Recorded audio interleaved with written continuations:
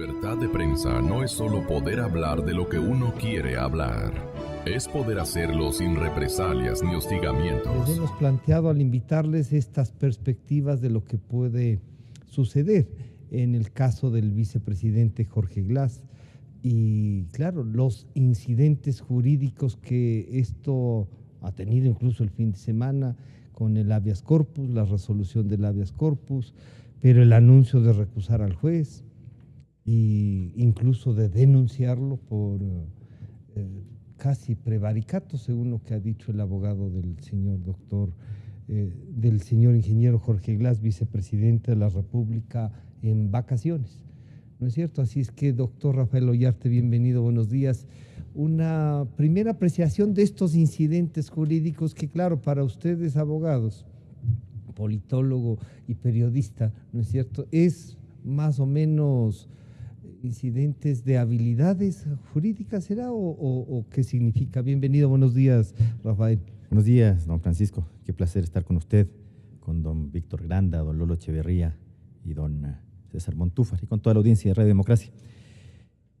Mire, el tema de Glass, respecto de específicamente el tema de la prisión preventiva, es una cuestión que ha llamado la atención.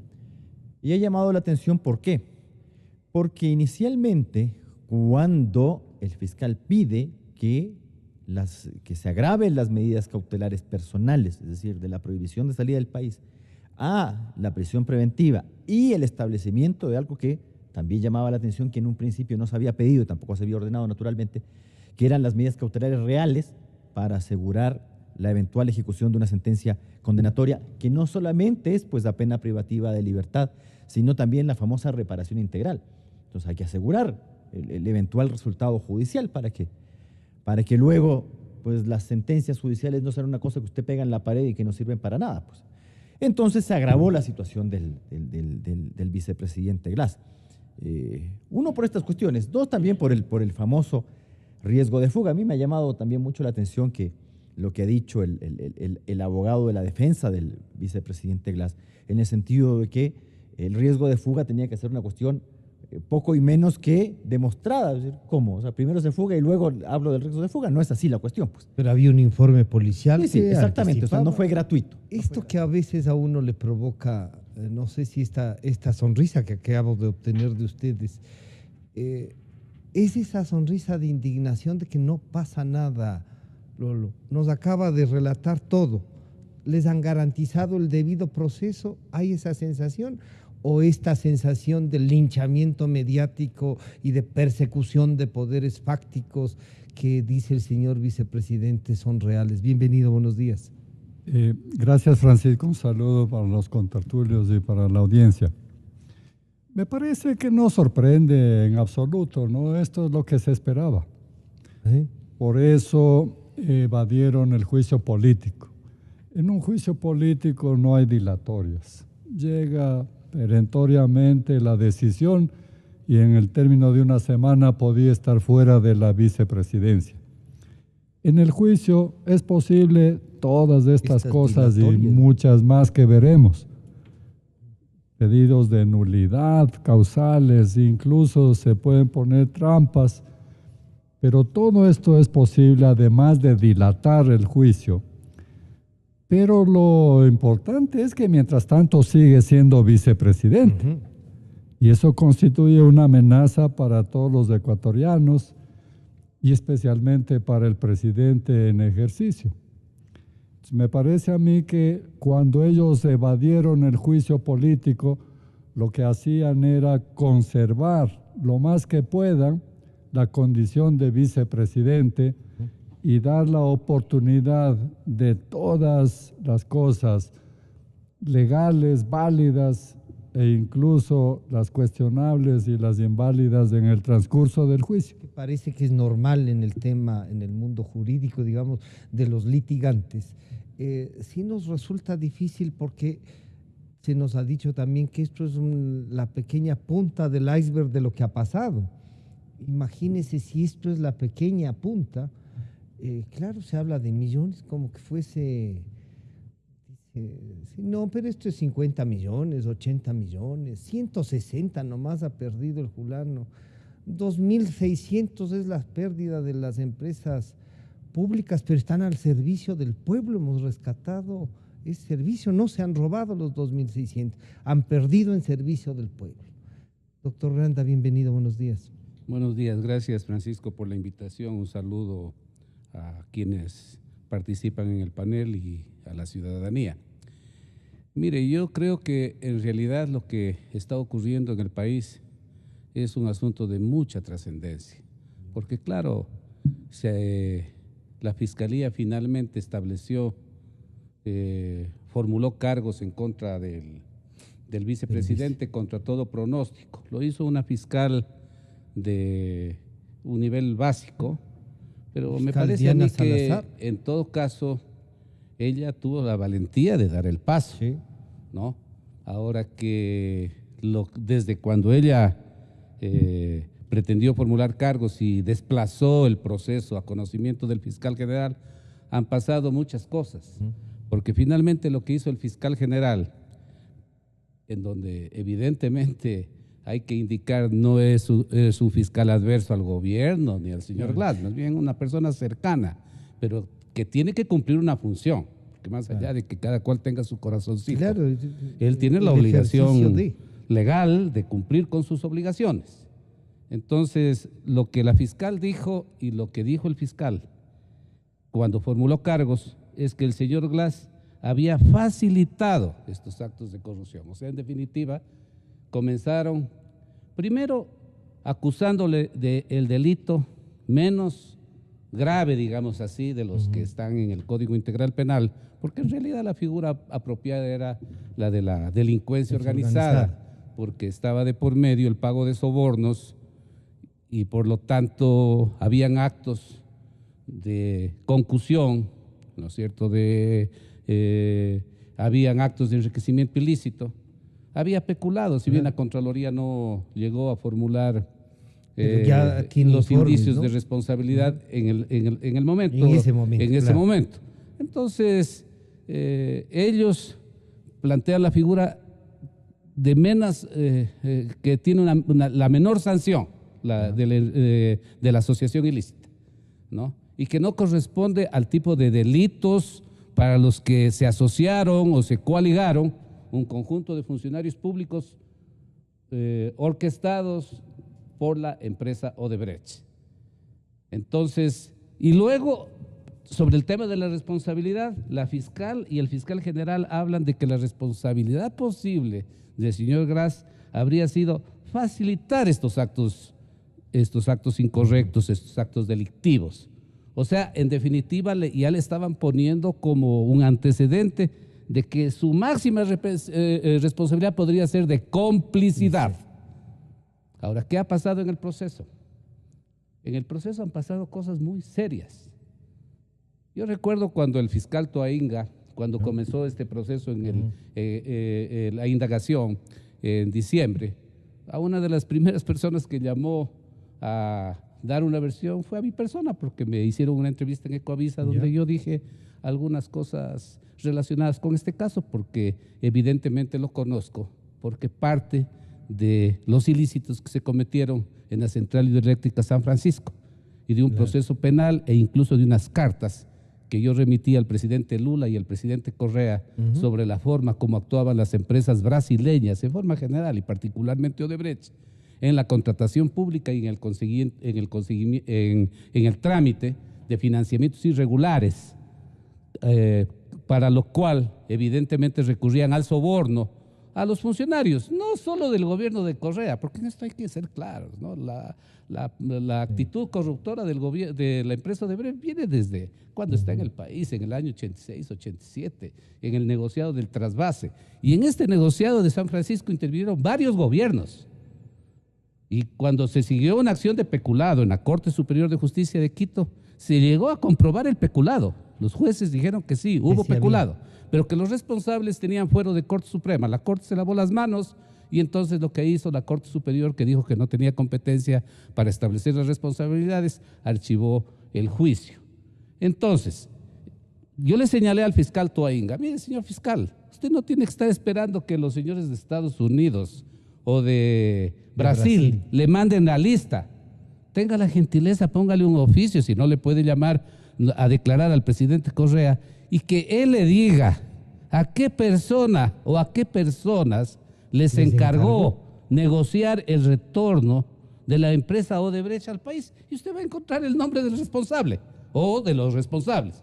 Y segundo, pida quiénes suscribieron los contratos de las empresas, los contratos que celebró la empresa Odebrecht con el Ecuador cuando retornó al país. Claro. Y también pídale al señor Ciro, no sé cuántos Maridueña, ¿no?, que era el gerente de Hidropastaza, que quién le dio las instrucciones para que haga el acuerdo con la empresa Odebrecht, para que levante los procesos penales. Y también pídale al señor Contralor que quién o quiénes ¿cómo le eliminaron las glosas? Le eliminaron las glosas. Sí. Y llámele al procurador del Estado y dígale por qué, señor procurador, usted autorizó que esta empresa regrese al país en base de las negociaciones que estaba haciendo el gobierno. Esa fue mi declaración. Consta entre las 60 declaraciones o testimonios propios que constan en el proceso, está el mío, en donde digo exactamente eso, junto con documentos. Yo le adjunté una carpeta de documentos que le voy a enviar a César, que está ahora de acusador particular, con la finalidad de que alguna de esas cosas le pueda ser interesante en lo que él está resultando. Y en lo la que él historia está de lo que ha sido esto, ¿no? Sí, pero para mí lo esencial en este momento es, a ver, hay dos cosas que tienen que ser aclaradas en este proceso, al margen de todas estas triquiñuelas que hacen los abogados para dilatar los juicios, que eso ya, bueno, y este doctor Franco parece que es un especialista en hacer ese tipo de incidentes, pero al margen de eso, que es hasta explicable para dilatar la defensa, aunque yo no sé en qué le conviene dilatar la defensa a Glass. Más bien pasa el tiempo y cada vez salen más cosas, ¿no? Como dijo Moreno, cada vez el dedo apunta más hacia usted. Claro. Y es verdad, porque cada vez que salen más cosas, ¿no? Entonces, él dice, no hay prueba. ¿No hay prueba de qué? Habría que preguntarle. De que él haya recibido la plata y dónde tiene la plata. Bueno, ese es un elemento de la prueba, de un delito. La prueba tiene varios aspectos. El asunto central es, ¿cometió o no perjuicio en contra de los intereses nacionales con los contratos? Claro. Y él es el responsable de firmar los contratos. Y es obvio, pues. Hay perjuicios enormes. Obras que costaban la mitad, costaron el doble. O cuando menos más del 70 y 80%. Por lo menos no hizo el trabajo bien. Ellos dictaron leyes que propiciaban todo este tipo de irregularidades. Las reformas a la ley de contratación pública es precisamente para cohonestar estos sobreprecios. Entonces, la prueba no solo es dónde está el dinero. Algún día se conocerá y se sabrá si efectivamente el señor Glass no recibió, como él dice, un centavo, y quién es el guardián de la plata, quién tiene finalmente el dinero de todo este tipo de sobornos. Creámosle al señor Glass, que dice, yo no he recibido un centavo y medio centavo de esto. Bueno, pero alguien sí tiene esa plata, ¿no? Si el tío, ¿a quién se la derivó? No creo que él se haya quedado simplemente con todo el dinero. Entonces, el problema no solo es dónde está escondido el dinero, sino que si efectivamente los actos delictivos causaron o no daño y perjuicio al país. Ese es el primer asunto, que tiene que quedar perfectamente claro, y que la prueba será suficiente si se demuestran los perjuicios que ocasionaron estos actos delictivos en contra del país. Y el segundo tema de fondo es el tema del tipo de responsabilidad que tendrá el vicepresidente Glass y cómo calificará la responsabilidad el señor fiscal. Hasta ahora la fiscal y el fiscal dijeron que él solo facilitó. Pero los procesos penales, pero también ha ido diciendo que se incrementaron, son dinámicos. El propio fiscal Vaca, vean cómo cambió. Yo creo que él, evidentemente, como es lógico, tenía una actitud más bien favorable al señor Glass, a Correa, a todo su grupo. Pero ¿cuándo cambió el fiscal Vaca? Cuando conoció el informe que viene del Departamento de Justicia de Estados Unidos, que es un informe muy documentado, muy prolijo, de cómo operó Odebrecht, cómo movió el dinero y cómo incluso adjudicó a determinadas personas en donde estaba un supuesto tío, que es obviamente del que estamos hablando. Bueno, y ahora háganos una lectura política también de esto. Usted es el acusador particular. Y claro, estamos pendientes de que la acusación fiscal que se tendrá que cerrar algún rato, más allá de estas dilatorias, obtendrán lo que han dicho. Oigan, primero comencemos con lo que ya puedo probar, que es esto de la asociación ilícita. Pero el propio fiscal ha dicho que ya encuentra otras razones para otros delitos. Y ahí viene lo político, ¿no? Tendrán que volverle a autorizar. ¿Habrá la posibilidad de un juicio político también o ya no hace falta? Bienvenido, buenos días. Muchísimas gracias, Francisco, y un saludo a todos los amigos de Democracia, y un gusto poder compartir el panel con Rafael, Lolo y con Víctor. Creo que hay que destacar antes el trabajo que ha hecho Víctor, al ser, yo diría, el que inició este tema de Odebrecht hace ¿cuántos años, Víctor? Ya son casi... En el año 2000 presentamos la denuncia de la Comisión Anticorrupción 17 sobre años. el tema San Francisco. Y en el año 90 presenté las denuncias contra Odebrecht por el tema del trasvase. Y todos los amigos social cristianos y matracas y más que participaron en esas irregularidades.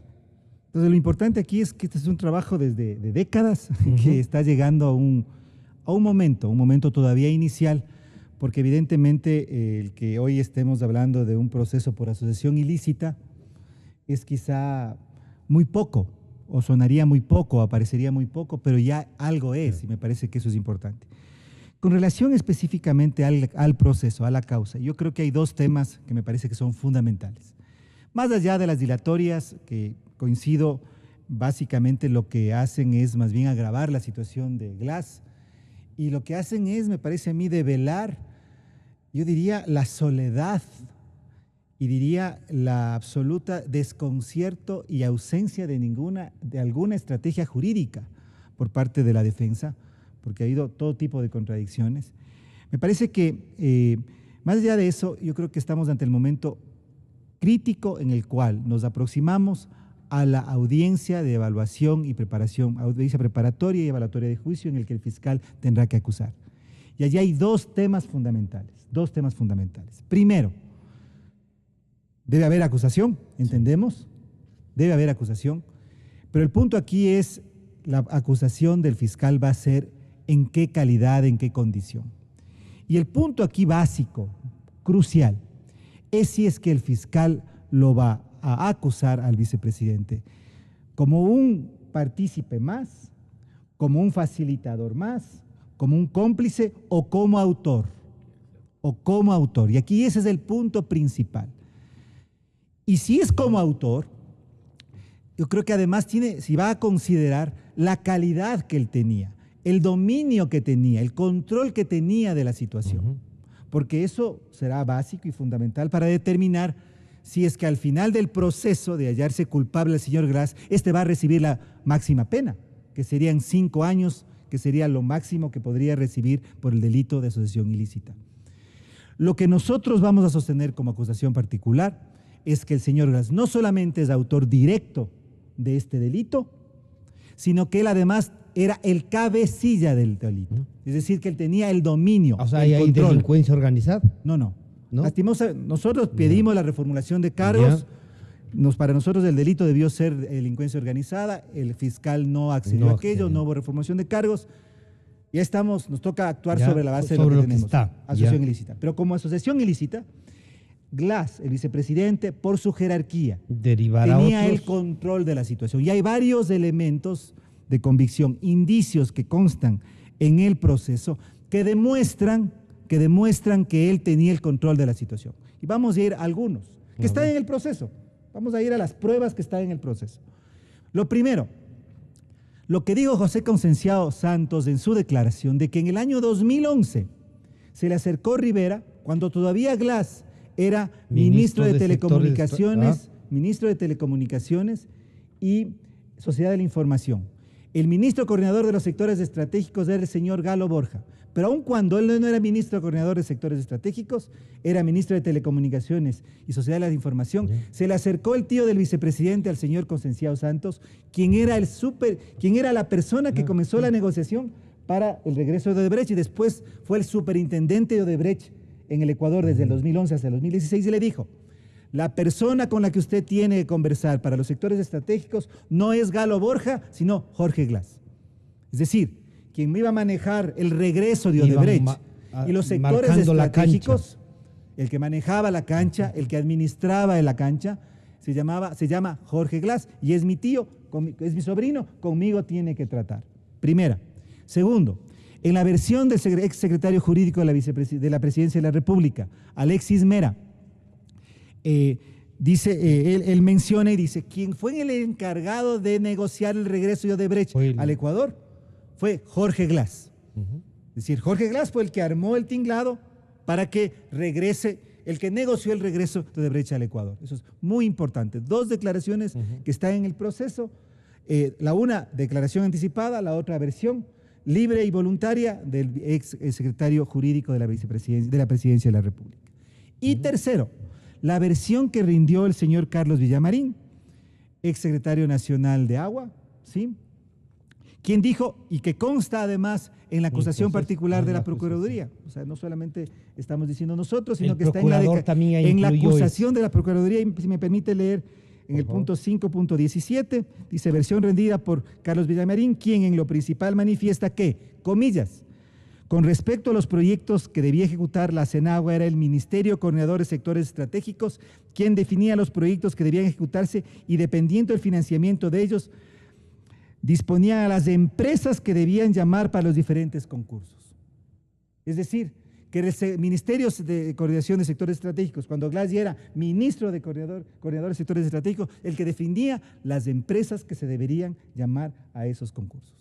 Es decir, quien manejaba los sectores estratégicos, quien manejó el regreso de Odebrecht al Ecuador, quien manejó la negociación con Odebrecht, se llama Jorge Glass. Por lo tanto, el procesado Jorge Glass no es un partícipe más, no es un cómplice, no es un facilitador, era el que tenía el control y el dominio de la situación. Por lo tanto, en la acusación que deberá hacer el fiscal general, no únicamente deberá ser que el señor Glass es partícipe, sino que tenía el control y el dominio, y que por lo tanto su acusación debería ponerlo como tal, darle la jerarquía que tenía, y de esa manera entonces esperamos, ya en el proceso y cuando él, si es que llega luego del juicio a ser hallado culpable, reciba el máximo de la pena. Eso me parece que es fundamental en este momento que estamos previo a la audiencia de preparación y llamamiento a juicio. Deberíamos esperar que el fiscal lo acuse en las condiciones que nos ha dicho uno de los acusadores particulares, pero además que el juez acepte, porque el fiscal incluso podría tomar las ideas que se debaten sobre eso, pero el juez podría decir, no encuentro razones, ¿eso es posible? Y hay que distinguir lo que hay que hacer en este proceso con lo que tiene que venir también. No nos vamos a quedar solamente con esta gracia de la asociación ilícita, como aquí se ha dicho. Y claro, pero en este proceso, por asociación ilícita, lo que le corresponde al fiscal de la Nación es acusarle a don Jorge Glass. Afortunadamente, porque tratándose de un delito cuya pena máxima es de 5 años, si no hubiesen existido las acusaciones particulares de César Montúfar y de la Procuraduría, en caso de emitirse un dictamen abstentivo, este sería definitivo.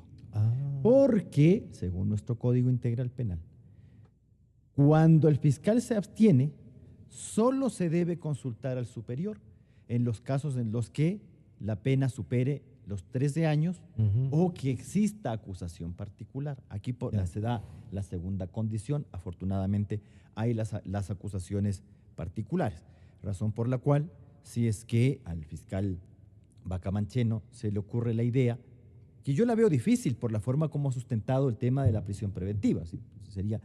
Está dentro de lo posible, como dice Juan Carlos Benalcázar en el Ecuador, lo imposible es lo probable, ¿ya? Esa frase me ha gustado mucho. Bueno, dentro del mundo de las posibilidades está el de que el fiscal Bacamancheno emita dictamen abstentivo, pero en este caso la pelotita pasará a donde doña Tania Moreno, porque no tiene superior, tiene que ir al subrogante, y ahí sí te quiero ver, hijo. Es decir, tampoco creo que resultaría tan alegre una abstención fiscal cuando el tema va a pasar donde una fiscal, pues. Ahí la cosa ya no es tan contenta, ya no veremos esa cara de bueno y qué estoy haciendo aquí, ¿no? ¿Y usted Bueno, cree que entonces doña Tania Moreno es fiscal ya? sí, por supuesto. Sí. Independientemente de que la gente le caiga bien o mal, porque la gente, nadie es monedita de oro tampoco. Claro, no, pero en esta tierra. Pero usted ella creería es que fiscal o sea, sí, de carrera, sí nos ¿no? ya. No es así, no es que yo he llegado a un concursito de estos del Consejo de Participación Ciudadana donde te ponen puntos aquí, allá. Ya sabemos cómo son los concursos del Consejo de Participación, eso es indefendible. Solo ellos dicen que no tenemos nada que ver con esto. También pasa mucho esto, ¿no? Bueno, pero bueno, esto pasará en este proceso.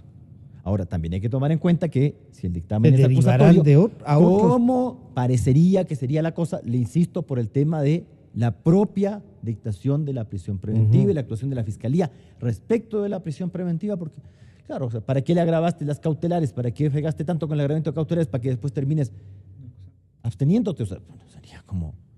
Pero bueno, hay que dejar la posibilidad ahí. Pero al otro hay que hay que ver. Es al juez jurado, pues. Porque existiendo el dictamen acusatorio, él tiene o que llamar a juicio o sobreseer. Esa es la... Claro, puede sobreseer. Claro. Ahora, llamaría la atención. Ahora, con estas prácticas dilatorias, como ha expresado don Víctor Granda, porque también está recusado, pues, don... Claro. Entonces, esta cosa, ¿hasta cuándo seguiremos pateando la bola, no? ¿Hasta cuándo? ¿Cuál será la intención en realidad de la defensa? Bueno, es una defensa, o sea, por lo menos vista desde afuera, yo no voy a ser muy fino, decir no muy buena, mala. Es decir, no hay ninguna prueba en contra mía. Ya con eso que te repiten una y otra vez, que no hay prueba, bueno, no llegamos muy lejos, porque si hay razones, pues, pero si te han agravado las medidas cautelares, no quiere decir que no hay ningún elemento que el día de mañana se transformará a prueba en el juicio. Entonces, bueno, pero bueno, usted puede decir lo que quiera, cosa suya. Pero bueno, hay este proceso. También hay que ver lo que vendrá, pues. ¿Por qué no nos vamos a quedar aquí con el tema de la asociacióncita ilícita, pues? Derivarán a otros delitos. ¿Se asoció ilícitamente para qué, pues? Porque cuando usted condena por asociación ilícita es por el mero hecho de la asociación, pues. Pero ¿para es decir, qué nos se hemos asociaron? reunido nosotros cuatro para delinquir. No hemos delinquido, pero ya nos asociamos. Eso ya es un delito. El delito medio que le llaman. Bueno, pero aquí hubo otras cosas. Entonces, y se ha hablado de lavado de activos, se ha hablado de peculado, se ha hablado de enriquecimiento, bueno, enriquecimiento ilícito por lo menos. Una defensa del vicepresidente, además rescatando para él el proyecto político, bueno, lo ha hecho progresista, ya no ha dicho que de la izquierda a izquierda, ¿no? Y hay aquí una venganza de la empresa y venganza de lo que ellos solían denominar poderes fácticos. Bueno, con disculpas, me parece una serie de disparates, comenzando con el hecho de que tenga prensa internacional en la cárcel. Luego acusa a todo el mundo es culpable menos él, que es por miedo, que es una cosa política, pero al mismo tiempo le exonera al presidente Moreno. O sea, no sabe ni qué es lo que dice. Es una serie de contradicciones que constituye una defensa desesperada como aquella de decir soy inocente y que me prueben culpable. Pruebas? Y nunca le van a probar mientras él no acepte las pruebas como válidas. Entonces, eso es un disparate, me parece a mí. Yo pienso que por eso la gente piensa de otra manera y la gente está preocupada con esto porque, por un lado, ve que hay una serie de técnicas jurídicas complicadas que no entiende, que no pasa nada, que aparenta, que avanza, que retrocede. Es decir, es muy confuso para la gente el hacer el seguimiento de este caso. ¿Usted coincidiría que entonces aquí hay un principal autor o estamos buscando una cabeza un poco trofeo político que podrían decir? Lo que sí ya creo que no pueden decir es que aquí no ha pasado nada, que todo ha sido en bien del país. Mire, Francisco, yo creo que dentro del mismo proceso están también las pruebas de que en realidad quien orquestó toda esta asociación ilícita, por utilizar el tipo penal que lleva esta causa, es del presidente Rafael Correa, o el expresidente Rafael Correa. Y eso está condensado en el decreto 15, que expidió el expresidente Correa al encargar a Jorge Glass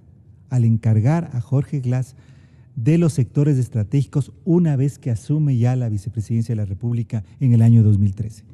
Es decir, si Jorge Glass estuvo en esta posición de dominio, como decía hace un momento, si tenía el control de toda la situación, si con sus decisiones se podía hacer, ordenar o evitar que se cometan delitos, es porque alguien le puso en esa situación.